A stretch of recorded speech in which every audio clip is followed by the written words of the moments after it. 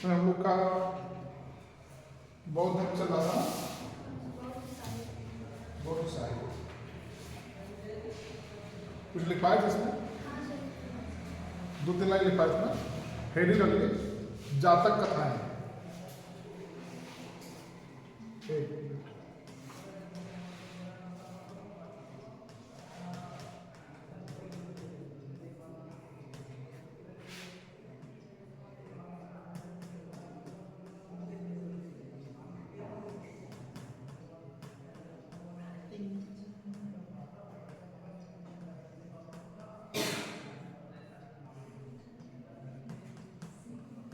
जातक कथाएं, ठीक देखिए।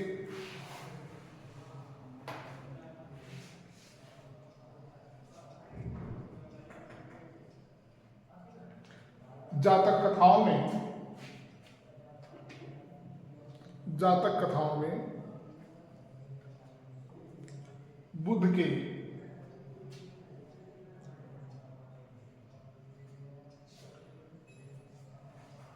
पूर्व जन्म की बुद्ध के पूर्व जन्म की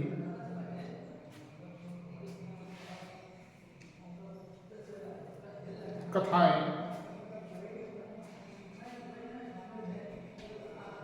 तथा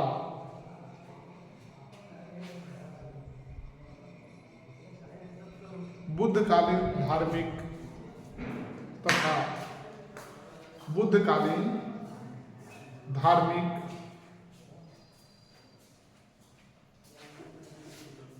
सामाजिक आर्थिक जीवन की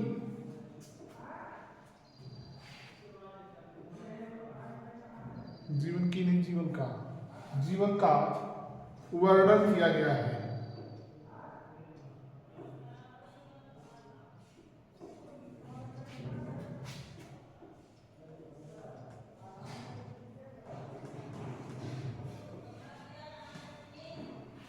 दूसरा मिलिंद पन्हो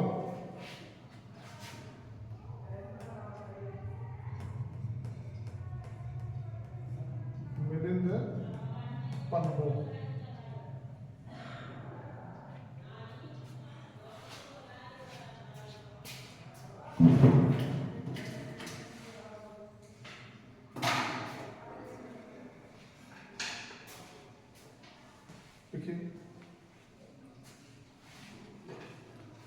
इसमें यूनानी शासक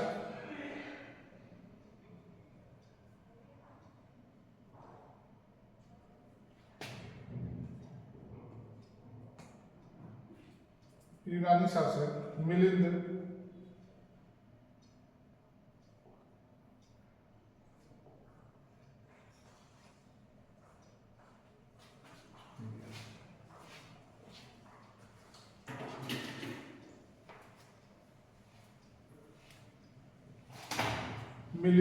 तथा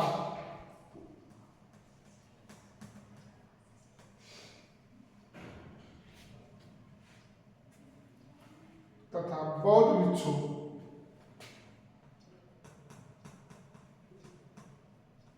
नागसेन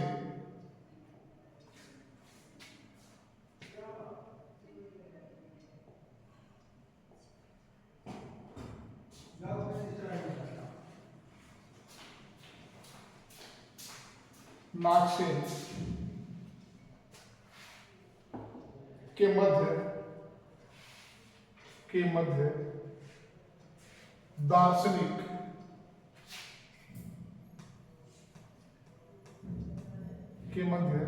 दार्शनिक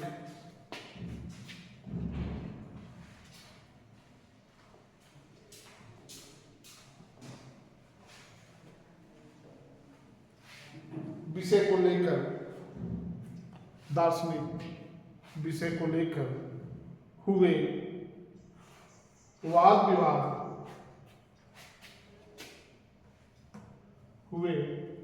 विवाद का वर्णन किया गया है।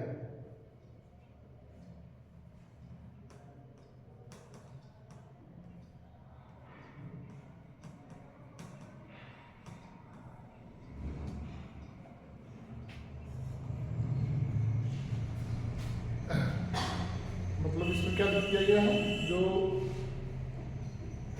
यूनानी शासक मिलिंद, ठीक, और भिक्षु जो वो था नागसेन के मध्य दार्शनिक विषय पर दर्शन का उद्देश्य इसमें किया गया है। दर्शन के बारे में उपनिषद में किसके बारे में लिखा गया है, दर्शन का उल्लेख है ना। तो इन दोनों के बीच में दार्शनिक विषय मतलब दर्शन के लिए वाद विवाद, मतलब विषय नहीं होता किसी चीज़ का बहस होना, हम कुछ कहें आप कुछ कहें, इन चीज़ों का वर्णन किसमें किया गया है, मिलिंद पन्नों में। देखिए दीपवंश और महावंश में क्या किया गया है, लिखिए इसमें तत्कालीन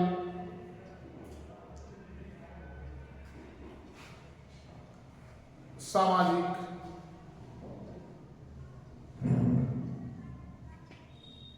आर्थिक,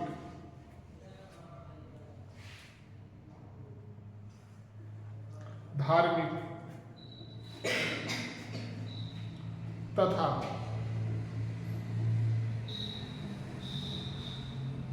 राजनीतिक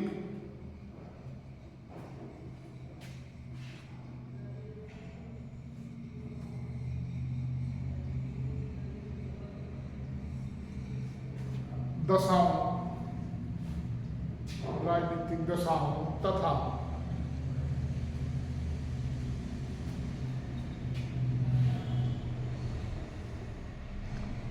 श्रीलंका के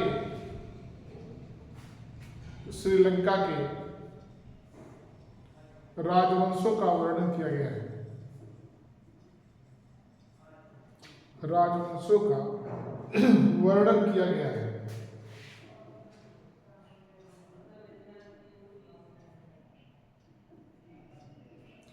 ये दोनों ग्रंथ पाली भाषा में लिखे गए हैं।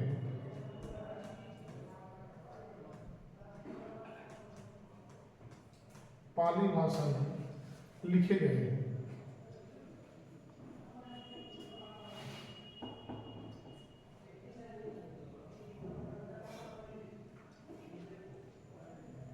और इनकी रचना श्रीलंका में की गई थी।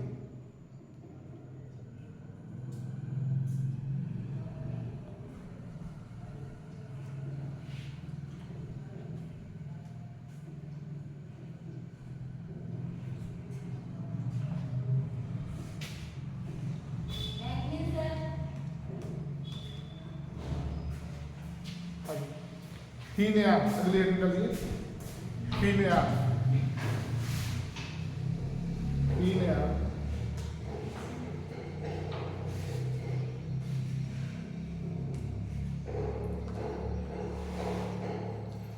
देखिए हीनयान शब्द का अर्थ है, आगे बैठो तुम लोग, पीछे तो बैठे आगे खाली है, आगे आओ।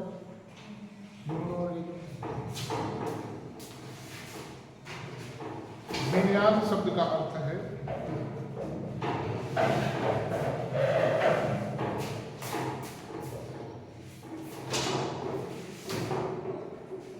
निम्न मार्ग।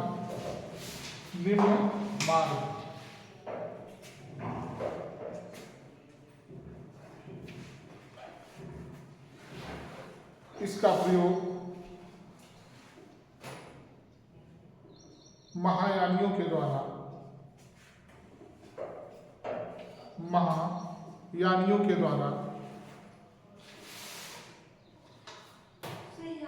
हाँ ऐसे लिखेगा,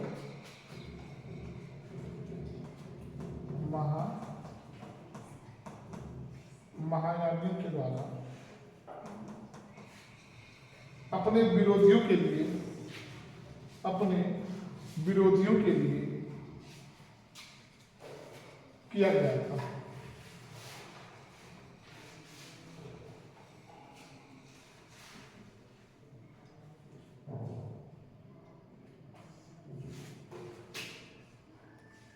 अगला महायान।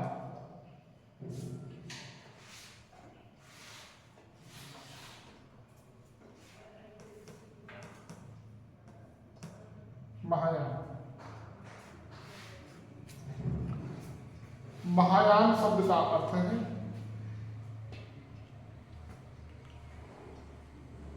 उत्कृष्ट मार्ग, उत्कृष्ट मार्ग।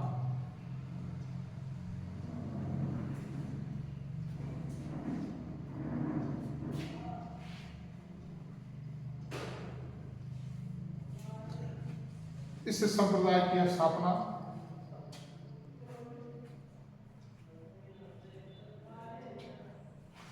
नागार्जुन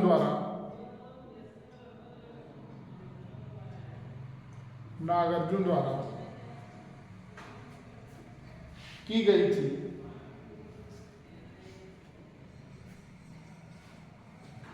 और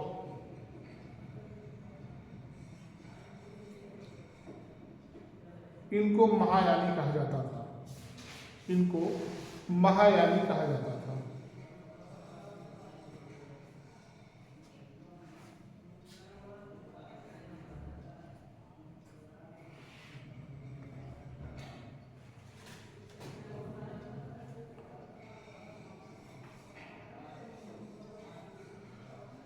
जैसे हमने आपको बताया था कि जिस तरीके से जैन धर्म में विभाजन हो गया था, उसी तरीके से बौद्ध धर्म में भी विभाजन हो गया था।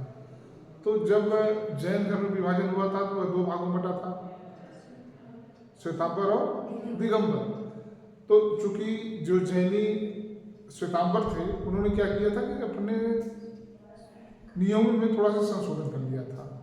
उन्होंने क्या किया था, जैन धर्म का पालन तो कर रहे थे लेकिन बिल्कुल अच्छा सा पालन नहीं कर रहे थे, चीज़ों में क्या कर लिए थे, परिवर्तन कर लिए थे। और जो दिगंबर थे वो अच्छा से पालन कर रहे थे, किनका, जैनियों का।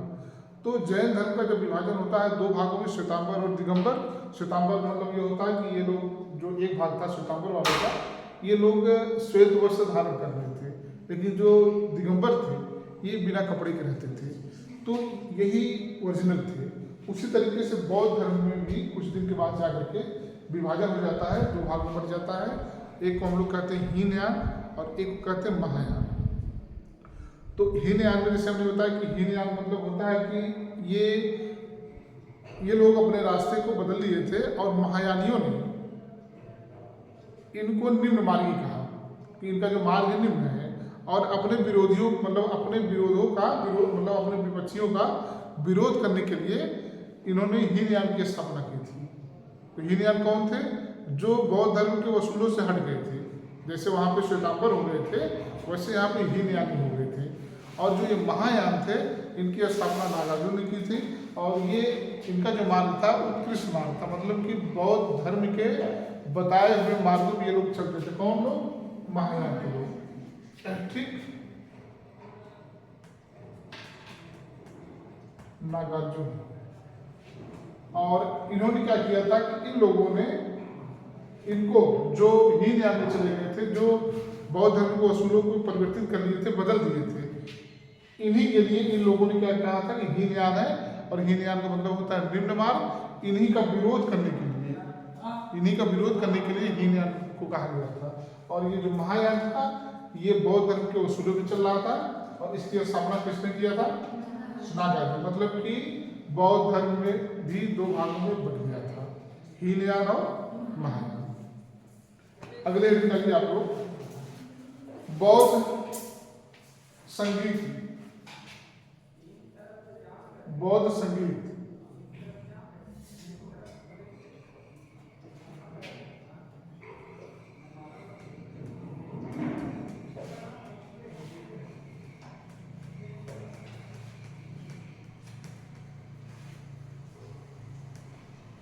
ठीक, ये बौद्ध संगीति क्या होता था,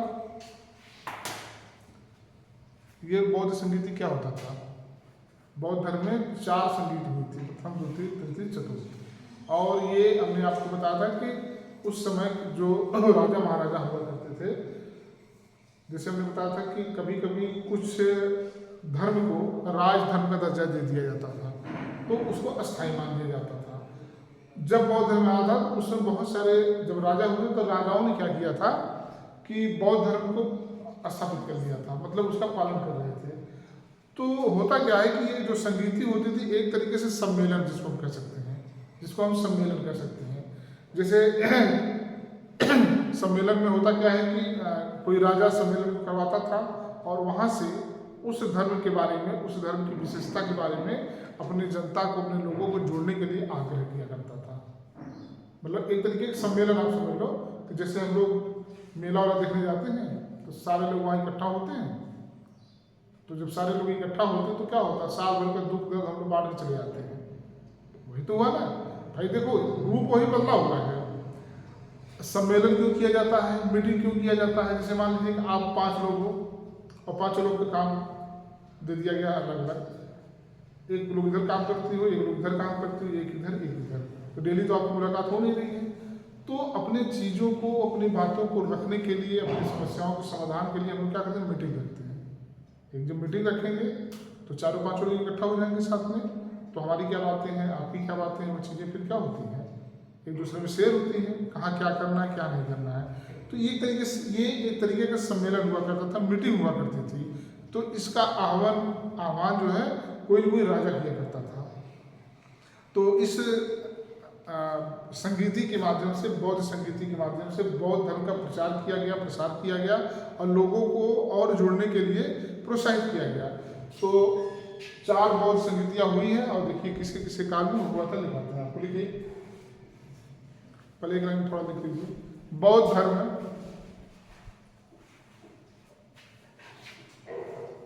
की व्याख्या हेतु, बौद्ध धर्म की व्याख्या हेतु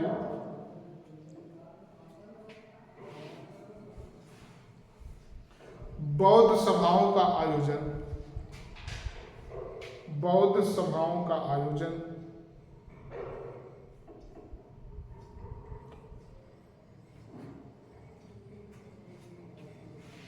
किया गया, जिन्हें बौद्ध संगीति के नाम से,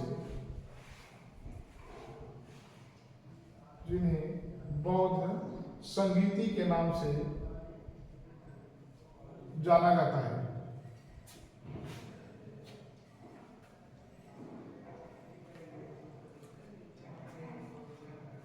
बौद्ध धर्म की व्याख्या हेतु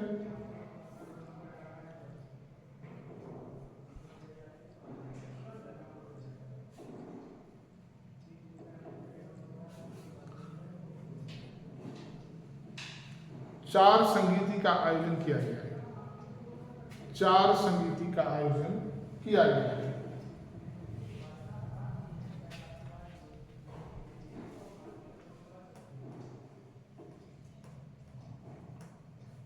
प्रथम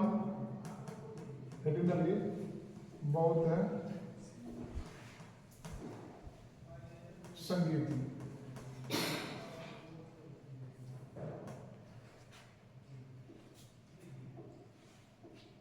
देखिए महात्मा बुद्ध के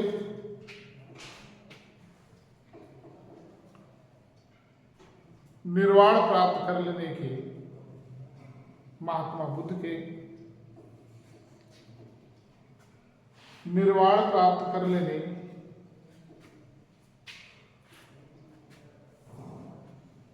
के कुछ समय बाद ही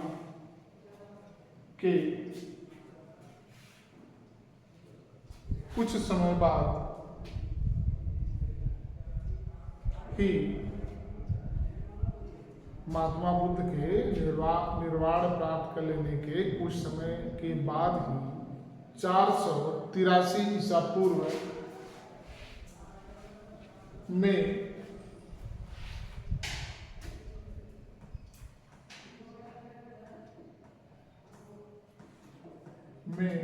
अजातशत्रु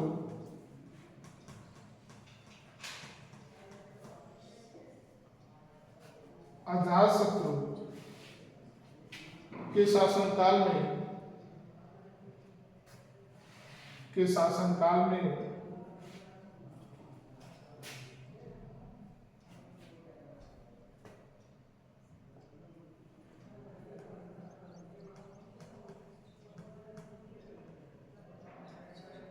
बिहार के राजगृह बिहार के राजगीर के सप्तपर्णी गुफा में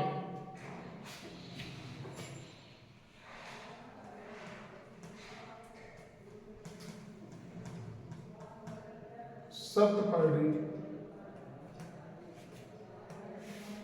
गुफा में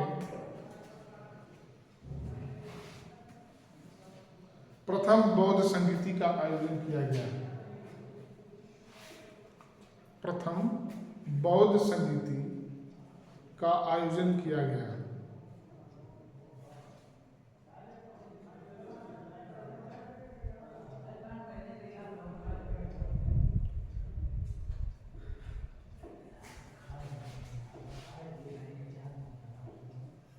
ठीक, देखो इससे सवाल कैसे पूछता है आपको कि सबसे पहला सवाल तो पूछेगा कि बौद्ध धर्म में कितने बौद्ध संगीति का आयोजन किया गया है। ठीक, 4। अब पूछ लेगा कि प्रथम बौद्ध संगीति का आयोजन कब किया गया, ठीक, कहाँ किया गया। कभी कभी ये न देख करके, ठीक, और किसके शासनकाल में किया गया, ये पूछता है सवाल। मतलब इतने में से ही वो 5 से 6 सवाल बनाता है। ठीक, क्या बनाएगा, कितने संगीति का आयोजन किया गया। एक हो गया, पहला कब हुआ, 483 ईसा पूर्व में। कहाँ हुआ, राजगिरी में हुआ। ठीक, कभी कभी राजगिरी न, चूंकि स्थान भी है, स्थान भी है, तो कभी कभी राजगिरी न दे करके सप्तपर्णी गुफा दे देता है, क्योंकि राजगिरी जो जगह का नाम है, तो सप्तपर्णी गुफा में हुआ था, तो हो सकता है इसका नाम न दे। तो और किसके शासनकाल में हुआ था, अजातशत्रु।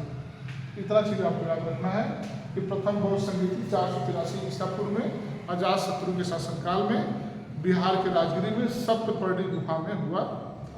अब ये बता दे रहे फिर आपको। दूसरा देखिए, द्वितीय बौद्ध संगीति। द्वितीय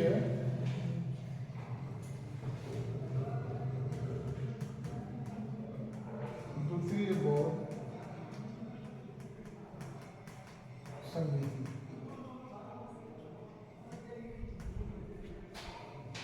देखिए, बौद्ध भिक्षुओं में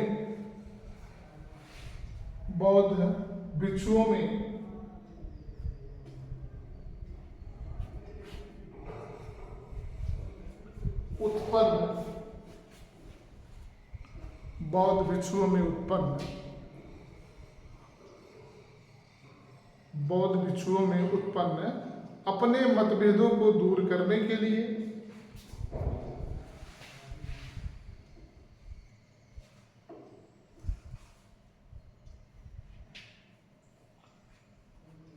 लगभग 383 ईसा पूर्व में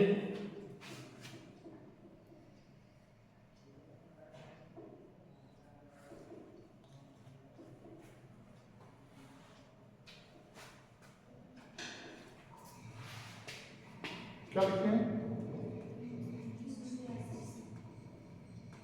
ईसा पूर्व में वैशाली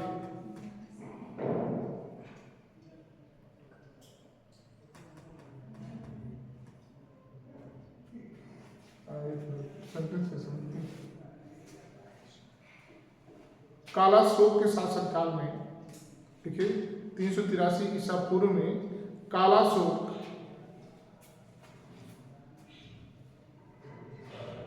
के शासनकाल में वैशाली में हुआ था।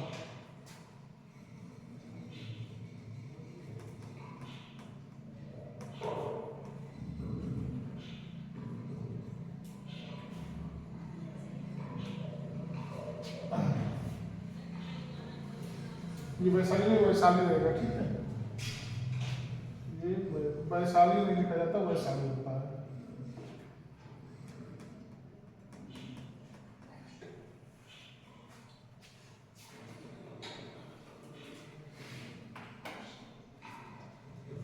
ठीक, ये किस में हुआ था, 483, 100 साल के बाद 383। तो एक डेट अगर क्लियर है दो क्लियर हो गया ना। और कहाँ पे हुआ था? वैशाली में हुआ था। और ये किसके शासनकाल में हुआ था? कालाशोक के। अब देखिए दोनों यहीं पे है, थोड़ा सा अगर पढ़ के अगर आप थोड़ा दिमाग से पढ़ोगे, मतलब थोड़ा स्थिर हो गए दोनों को मिला करके, जैसे एक होता है आपने एक को पढ़ा और पढ़ के आप दूसरा पढ़ लिए, तीसरा पढ़ लिए, चौथा पढ़ लिए, तब क्या होगा? भूल जाएगा। जब आप चारों को पढ़ के कंपेरिजन करेंगे तब जो चीज, क्योंकि दोनों बातें हैं, चारों आयोजन में आपको चारों चीज मिलेगा। सन भी मिलेगा, किसके शासनकाल में हुआ है, और जगह का नाम, तीनों मिलेगा। तो 3 चौक 12, 12 सन आपको याद करना है, 12 जगह और 12, ठीक। तो टोटल इतना आपको याद करना है। अब आपको देखेंगे कि जब आप कंपेरिजन करेंगे, जैसे एक कंपेरिजन हम लोग यहीं पर हो गया, ये 483 ईसा पूर्व में था और ये कितना है? 383 ईसा पूर्व में। अब ये कोड आपको हम बताएंगे तो जो राजा का मामला है वो आपको क्लियर हो जाएगा। विचारों लिखवा देते हैं, बताते हैं। तीसरा लिखिए, तृतीय बौद्ध संधि।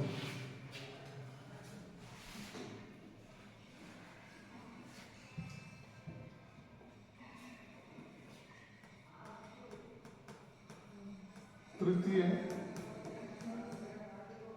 बौद्ध संधि।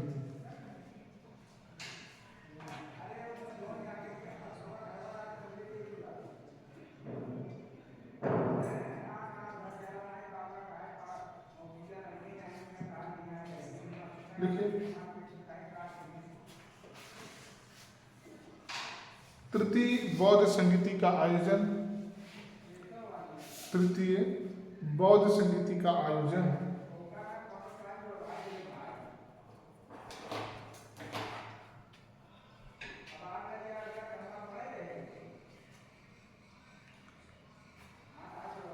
अशोक, ऐसे नहीं, ऐसे मत लिखना, क्या लिखें? हाँ, मौर्यकालीन शासक, मौर्यकालीन शासक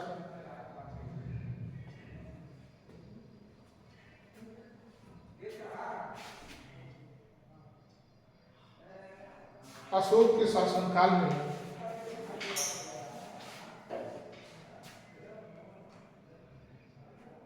अशोक के शासनकाल में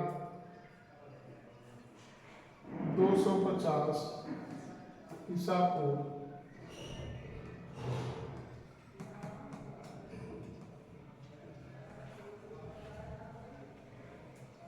अशोक के शासनकाल में 250 ईसा पूर्व में पाटलिपुत्र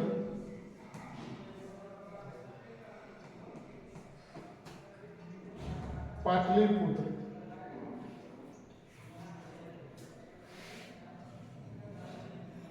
में किया गया। इस संगीति में लगभग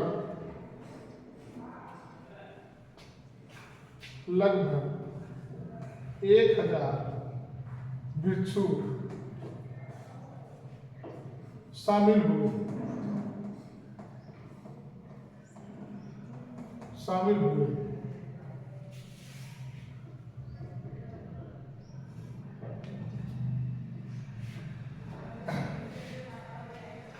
हो गया। अगला लिखिए, चौथा, चतुर्थ बौद्ध संगीति।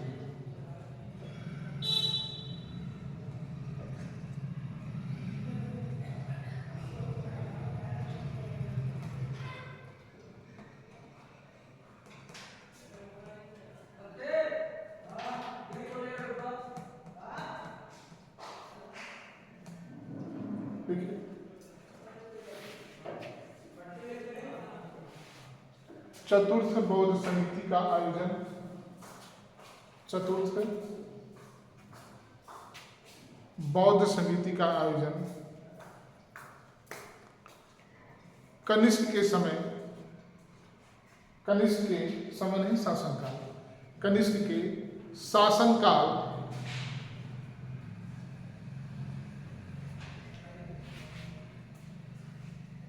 शासनकाल में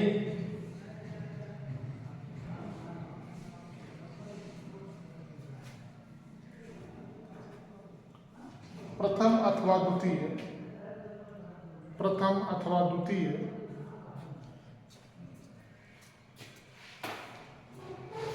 शताब्दी में कश्मीर के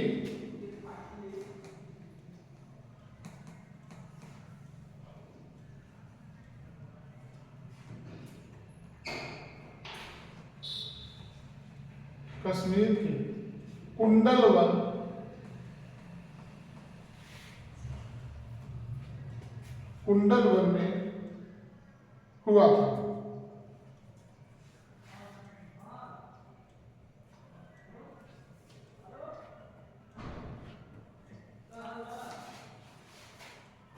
इस संगीति के बाद ही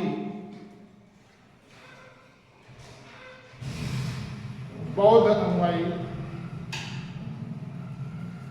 इस संगीति के बाद ही बौद्ध अनुयायी दो संप्रदायों में बट गए।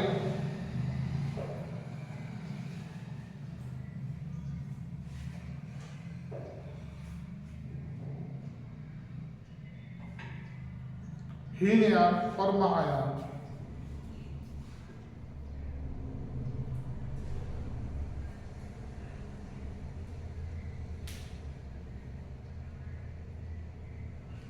इस संगीति की अध्यक्षता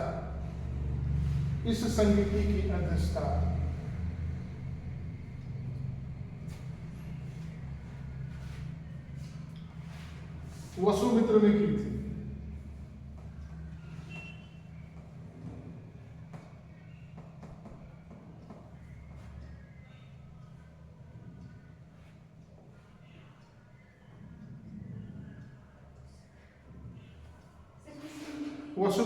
वसुमित्र ऐसे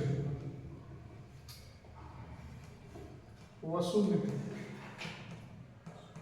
ठीक। और इसी में हीनयान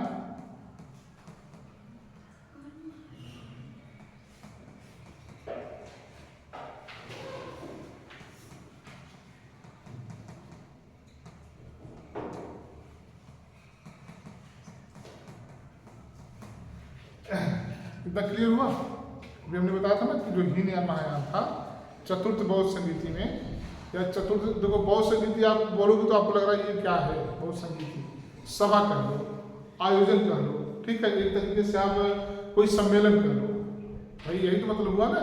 लेकिन चूंकि बौद्ध धर्म में उसको बौद्ध संगीति के नाम दिया गया है। पहले हमने दिखाया ना आपको 2 लाइन में कि 4 आयोजन किए गए थे इस धर्म के प्रचार प्रसार के लिए, ठीक। चाहे उसको आयोजन कह लें, चाहे सभा कह लें, लेकिन उस आयोजन को, उस सभा को क्या कहा गया, बौद्ध संगीति कहा गया है। तो अब हमें यहाँ पे आपको जो देखना है कि चारों बौद्ध संगीति में कब हुआ, कहाँ हुआ, किसके शासनकाल में हुआ। शासनकाल पहले हम लोग अगर तारीख की बात करें तो पहला 483 ईसा पूर्व में हुआ, ठीक। दूसरा 383 ईसा पूर्व में हुआ, तीसरा 250 ईसा पूर्व में हुआ, चौथा प्रथम से द्वितीय शताब्दी में हुआ, ठीक। प्रथम रहेगा तो प्रथम, द्वितीय रहेगा तो द्वितीय। और जो पहला था क्या, कालाशोक। अच्छा, मैं थोड़ा सा आपको बता देता हूँ एक चीज।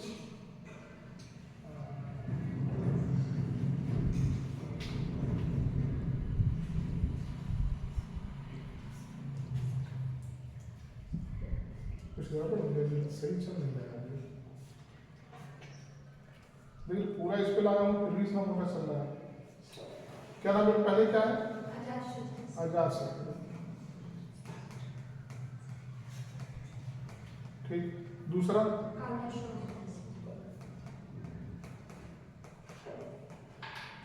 तीसरा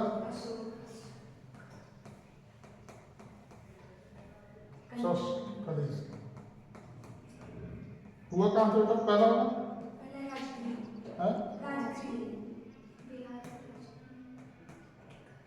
चलिए राजगीर,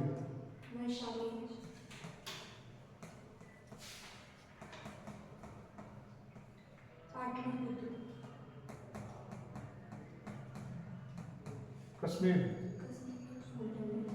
हो गया, कश्मीर। तो देखिए अका अक, ठीक, अगर इसको हम लोग थोड़ा से दिमाग में बैठा लें, अका अक एक बार आप पढ़ लोगी और एक बना लेना, तो ये कंफ्यूजन दूर हो जाएगा कि किस किस में हुआ था। तो जैसे तुरंत आ जाएगा, आ से आजवा शब्द, का से, फिर आ से अशोक, फिर क्या हो गया, अका अक, ठीक। तो एक समस्या आपका दूर हो गया। रबी पाक, ठीक, रबी पाक।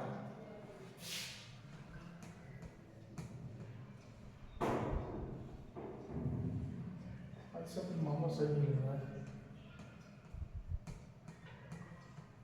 इतना मोटा लिख के बनता तो नहीं लग रहा है, ठीक है। नहीं, कुछ हम आज परेशान हुए हैं, तो कुछ मामला है इससे गड़बड़, कहीं सेटिंग ये जानती कहाँ पर है, ये यहाँ से कोई मामला कोई छेड़ा है इसको, इसमें कुछ हुआ है, देखते हैं, ठीक। अब देखो आपको इसको समझिए, ये आओ लिखिए, आपका दो वाली समस्या खत्म हो जाएगी, कहाँ हुआ था, किसके शासन काल में हुआ था। पूछता बहुत है और यही नहीं पूछेगा, आप जहाँ तक पढ़ोगे टेट सुपर टेट, ये कुछ ऐसे टॉपिक है ना, जैसे हमने आपको बताया था कि किताब में पूरी किताब महत्वपूर्ण नहीं होती है, उस किताब में कुछ टॉपिक ऐसे होते हैं, जैसे गांव के कुछ लोग को आप देखेंगे ऐसे होते हैं कि वो हर जगह आपको मिलेंगे, चाहे रहे या ना रहे, ठीक, तो कहीं न कहीं से घूम फिर पहुँच जाएंगे। हमारे गांव में भी एक आदमी ऐसे है, तो हमारे गांव में एक लोग ऐसे बिना निमंत्रण चले गए थे तिरही खाने के लिए। आज के 10 साल पहले तिरही का बड़ा महत्व था, लोग इंतजार करते थे कोई मरे और तिरही हो, और न्योता जब मिलता था तो लोग पूरा झाड़े झाड़ छोटे बड़े समूह लोग जाते थे खाने, मतलब 10 साल पहले और पहले हो जाते थे। अब तो लगता है कि अब तो दूसरी बात होगी। तो ऐसे जगह कुछ लोग आपको ऐसे मिल जाएंगे, चाहे निमंत्रण रहे ना रहे, वो आपको मिलेंगे। तो हमारे गांव में एक लोग हैं, वो बड़े फेमस हैं बिना निमंत्रण खाने के लिए। हम ही लोग के साथ गए थे काफ़ी, अब तो बुजुर्ग हो गए होंगे, तो काफ़ी दूर गए थे, तो वहाँ उनको कोई पहचान लिया, तो कहा कि अरे भैया बड़े दूर से चले आए खाने आप, मतलब अब सोचो आप बिना निमंत्रण के गए हों और कोई अगर आपको ये कह दे कि बड़ी दूर से आप चले आए, तो ये भी है कि जो बिना निमंत्रण जाता उसके पास कुछ न कुछ बहाने रहते हैं। तो कहा अरे भैया बात भी तो कुछ होती है, मतलब बात भी तो कुछ होती है, अगर कोई हमको मतलब कि वहाँ वो दिखाए कि हमको निमंत्रण मिला है, वो कहाँ गया है, तो वो तो ये गलती हो गया जो उतना दूर से पूछा। अब बेचारा वो बिना निमंत्रण गया था तो डर गया कि यार चल 4 लोग और देखने लगे कि अच्छा कोई और इस तरह आया, तो कहा कि अरे बात भी तो कुछ होती है। तो कुल मिलाकर के किताबों में कुछ टॉपिक, जैसे कुछ लोगों को हमने बताया कि आपको हर जगह मिल जाएंगे, उसी तरीके से जो किताब की टॉपिक होती है आपको हर एग्जाम में कहीं न कहीं कुछ जरूर, मतलब बिना जैसे लगता है कि बिना इसके आए वो पेपर पूरा ही नहीं होगा। तो ये बौद्ध धर्म जैन धर्म, ये दोनों धर्म ऐसे हैं, आप कोई एग्जाम दो, चाहे आप टेट दो, सुपर टेट दो, या आगे का भी कोई देना हो, कहीं न कहीं से इनकी चाहे संगीति, इनका जन्म, इनका पत्नी का नाम, इनका नाम, मरना, इनका ज्ञान, निर्वाण, धर्म चक्र, जो भी चीज़ें हैं, कहीं न कहीं से वो पढ़ते पढ़ते आखिरी में 1 सवाल इनका आना तय है। कुछ टॉपिक इसके ऐसे होती है। तो इन चारों बौद्ध संगीतियों में ये चारों पूछता है, और चौथे में एक आपको विशेष ध्यान रखना है कि इन तीनों की कोई अध्यक्षता नहीं किया था, 3 बौद्ध संगीति की कोई अध्यक्षता नहीं किया था, लेकिन चौथे में कौन किया था, वसुमित्र ने किया। और इसी चौथे संगीति में ही बौद्ध धर्म का क्या हुआ, विभाजन होता है।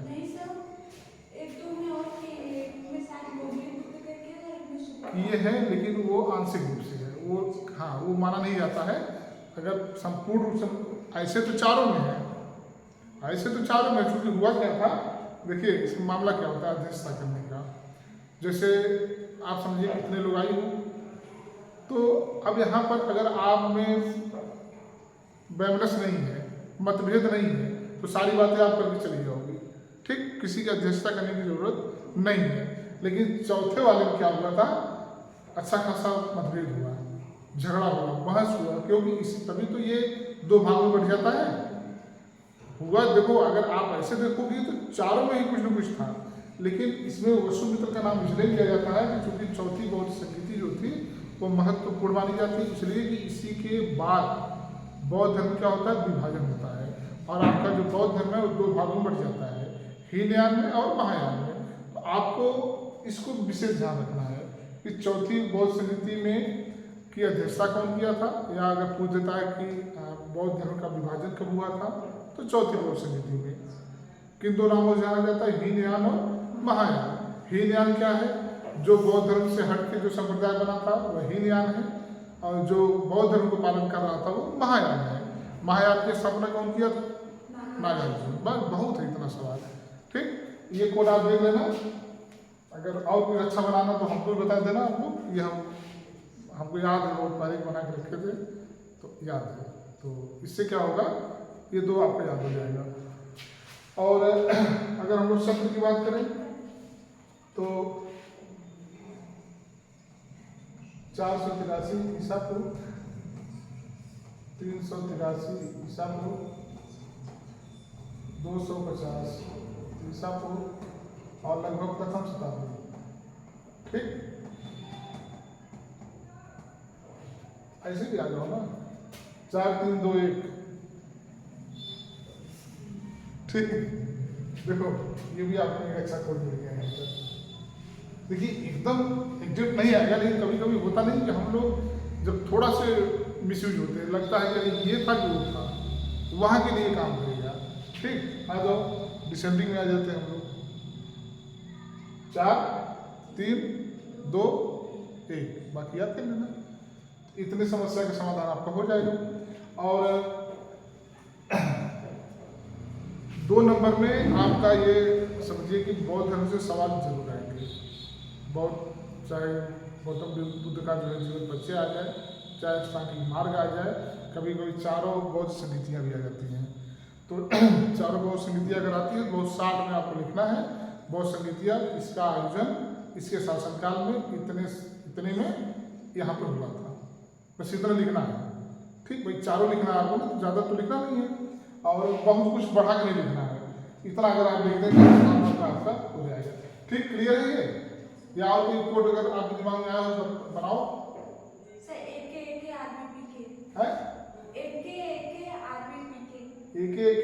RBPK, ये भी ठीक है, रोज पीके नहीं होगा, एक रोज पीके, ठीक है। जैसे भी हो, मतलब मेरे कहने का मतलब है कि चूंकि चारों की कंडीशन एक ही है, चारों में सन भी है, चारों में राजा का नाम भी है, और चारों में जगह का नाम भी है। तो ऐसी चीज़ों में क्या होता है, हम जब तक कंपेरिजन करके नहीं पढ़ेंगे, मतलब मिला के नहीं पढ़ेंगे, तब तक वो कंफ्यूजन दूर नहीं होगा। तो चाहे हम लोग रोज पी के बात करें, चाहे ठीक एक पिए, तो अपने हिसाब से कर दें। क्लियर है, ये हो गया। चलिए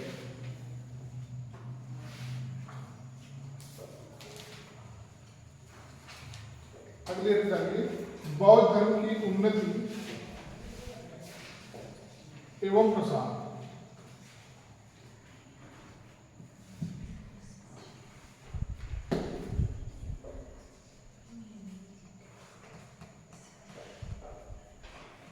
बौद्ध धर्म की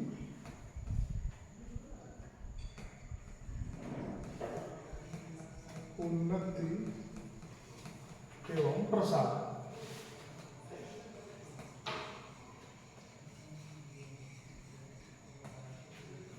प्रतिभा होता है, प्रसार मतलब क्या होता है, क्या नाम है प्रतिभा, प्रसार मतलब क्या होता है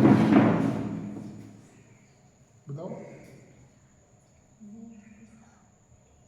प्रसाद मतलब नहीं पता, तुम बताओ।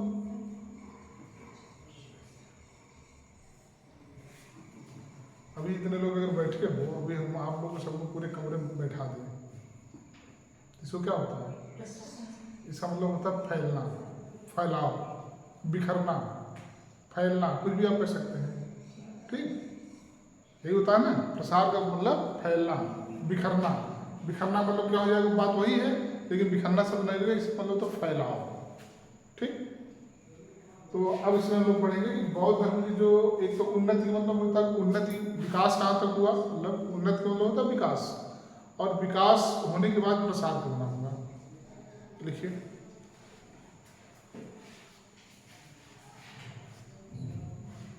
महात्मा बुद्ध के प्रयासों से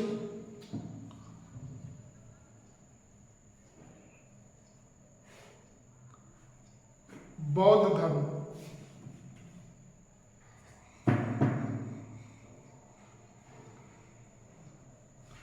खूब फला फूला,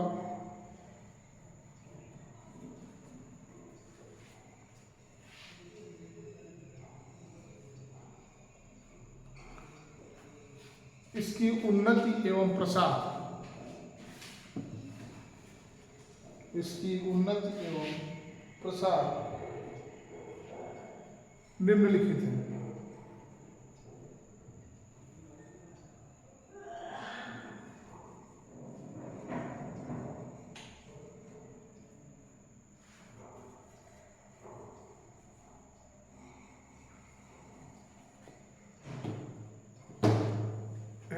बुद्ध का व्यक्तित्व, नंबर 1,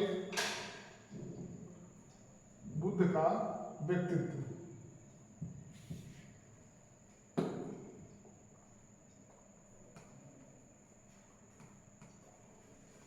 बुद्ध का व्यक्तित्व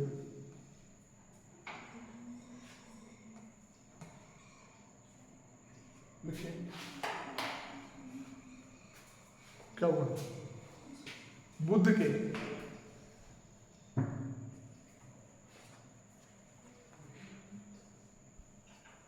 व्यक्तित्व के विशिष्ट गुण थे, बुद्ध के व्यक्तित्व के विशिष्ट गुण थे सहनशीलता, क्षमा, दया,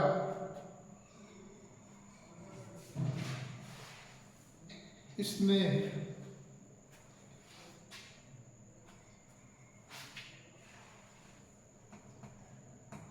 क्षमा, दया, स्नेह, करुणा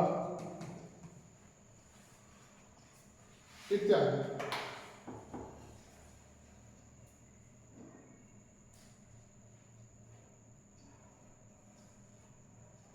इनके इसी गुण की वजह से, इनके इसी गुण के वजह नहीं कारण, इनके इसी गुण के कारण से इनसे लोग अधिक से अधिक जुड़े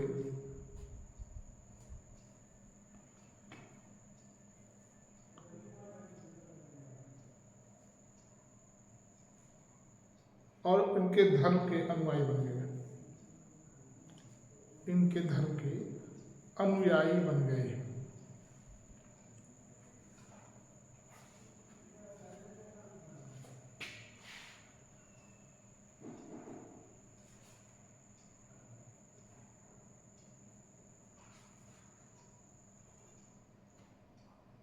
इसको बहुत लिखाने की जरूरत नहीं है, मैं दूसरे तरीके लिखा देता हूँ। क्या लिखेंगे, और उनके धर्म के अनुयायी।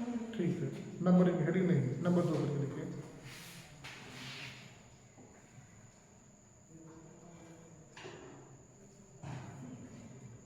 बौद्ध धर्म के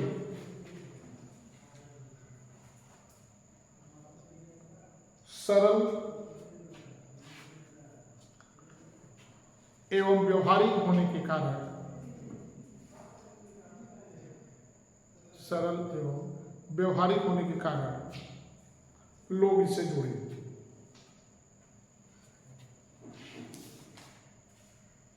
अगला, इनके धर्म में, इनके धर्म में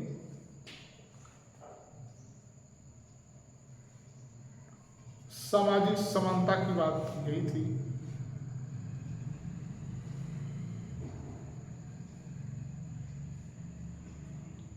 इसलिए भी लोग जुड़े।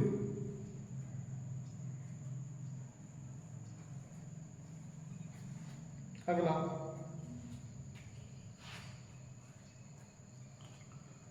बौद्ध धर्म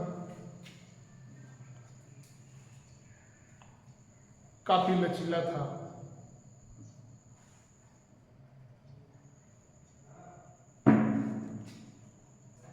अगला,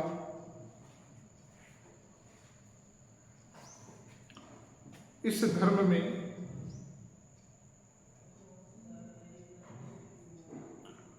लोक भाषा एवं रोचक शैलियों में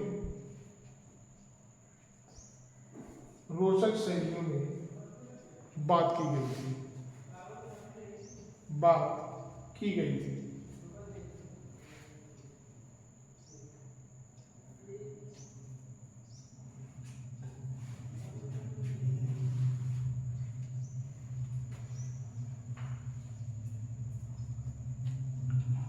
अगला, मठों की स्थापना होने के कारण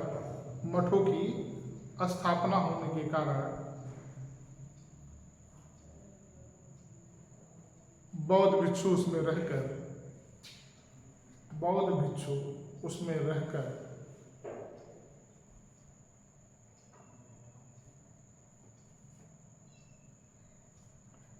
इस धर्म का प्रसार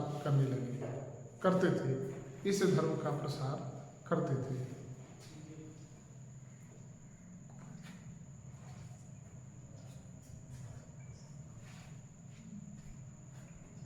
अगला,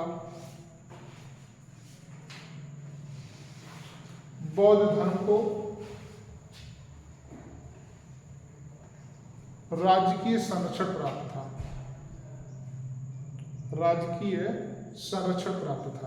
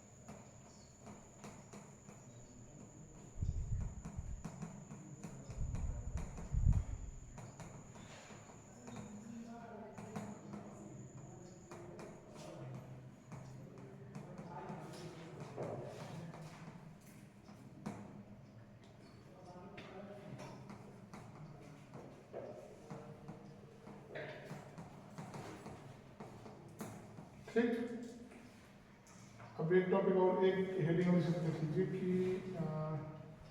बौद्ध धर्म के पतन के कारण।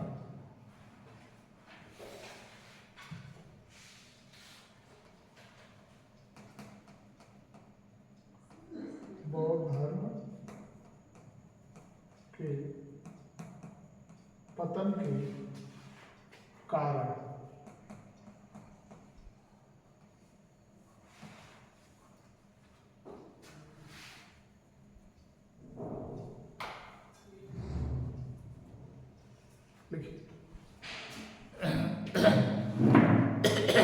आगे चलकर इस धर्म में जटिलता और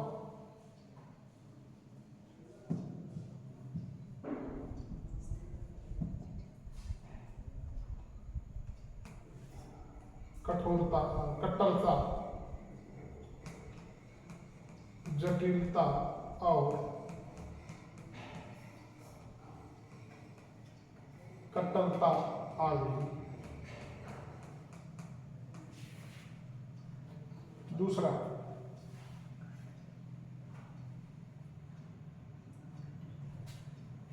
मठों में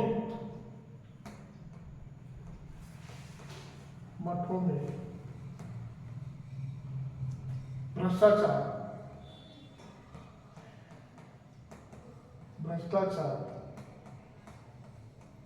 होने लगा।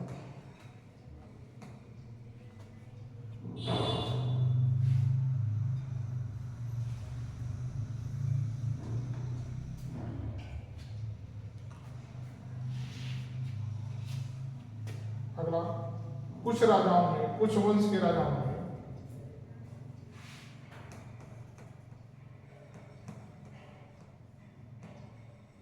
ब्राह्मण धर्म को, कुछ वंश के राजाओं ने ब्राह्मण धर्म को प्रशय देने लगे, प्रशय देने लगे। हाँ, ब्राह्मण धर्म को लिख लो, हम समझा रहे हैं आपको। कुछ वंश के राजाओं ने ब्राह्मण धर्म को प्रशय देने लगे। क्या हुआ, कुछ कठिन लग रहा है क्या? प्रशय मतलब क्या हुआ है, बताओ? सही बोली भाई, कौन बोला है? आश्रय। प्रशय व आश्रय एक ही होता है। जैसे किसी धर्म को हम क्या करते हैं, मतलब उसका सहयोग करते हैं, उसको अपने अंडर में रखते हो, उसकी सब कुछ देखभाल करते हो। तो बौद्ध धर्म था ही, लेकिन कुछ वंश के राजाओं ने क्या किया, ब्राह्मण धर्म को भी स्थापित करने लगे। तो धीरे धीरे क्या होगा, लोग वहाँ से इधर भी आएंगे कि नहीं आएंगे भाई? अगर एक मेला आपको एकला नहर पर लगे, एक मेला वहाँ लगा दिया जाए, तो भीड़ तो वही रहेगी। 4 गांव के लोग अगर जाएंगे तो आधा यहाँ होंगे, आधा वहाँ होंगे, यही तो होगा ना। तो जब पहले बौद्ध धर्म था, तो इन लोगों ने क्या किया, कुछ वंश के राजाओं ने धीरे धीरे ब्राह्मण धर्म प्रशय देने लगे, स्थापित करने लगे। इसकी वजह से क्या हुआ कि बौद्ध धर्म में पतन होने लगा। अगला देखिए,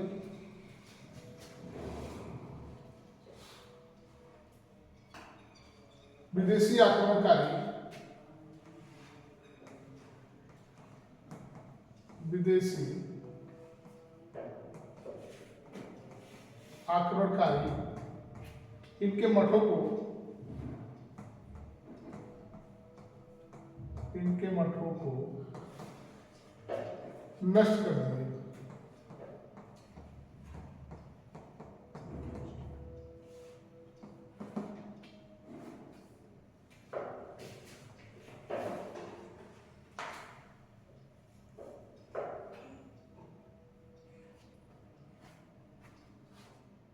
अगला लास्ट लिखिए, बौद्ध धर्म के बाद, बौद्ध धर्म के बाद,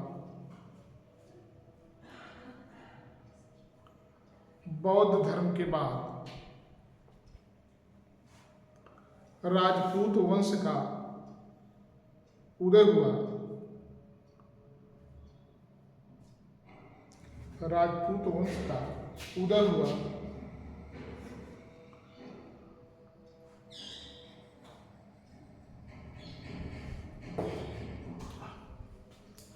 चूंकि राजपूत हिंसावादी थे,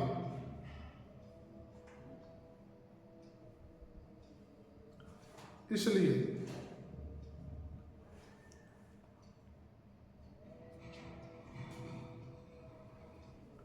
बौद्ध धर्म का पतन होने लगा।